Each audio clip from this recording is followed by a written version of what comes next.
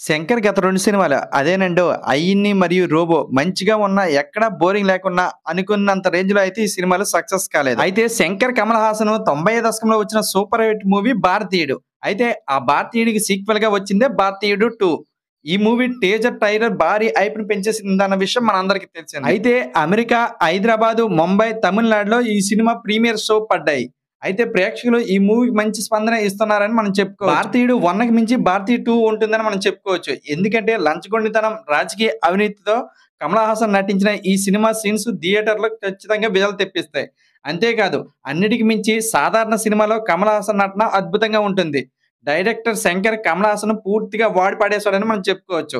సిద్ధార్థ నటన కూడా ఈ సినిమాలో చాలా బాగుంటుంది. అంతేకాదు ఫస్ట్ హాఫ్ మాత్రం చాలా నార్మల్‌గా సాగుతుంది అన్న తరుణంలో ఇంటర్వల్‌లో వచ్చే ట్విస్ట్ అయితే ఒక రేంజ్‌లో రెస్పాన్స్ ఉంటుంది. ఇక మ్యూజిక్ విషయానికి వస్తే young music director Anirudh background music మాత్రం బ్లాక్ బస్టర్ అని చెప్పుకోవచ్చు. ఇక శంకర్ డైరెక్షన్ ఎందుకు అంత ఫిదా అవుతారో మరోసారి తన డైరెక్షన్ మార్క్‌తో అందరికీ చూపించాడు. ఈ సినిమాలో వీఎఫ్ఎక్స్, స్టోరీ లైన్ నా భూతో నా భవిష్యత్ అని చెప్పుకోవచ్చు. ఎందుకంటే ప్రస్తుతం సమాజంలో జరుగుతున్న అన్యాయాలను సగటు ప్రేక్షకుడికి చాలా ఇంట్రెస్ట్‌గా తెప్పించే విధంగా చూపించాడు మన డైరెక్టర్ శంకర్.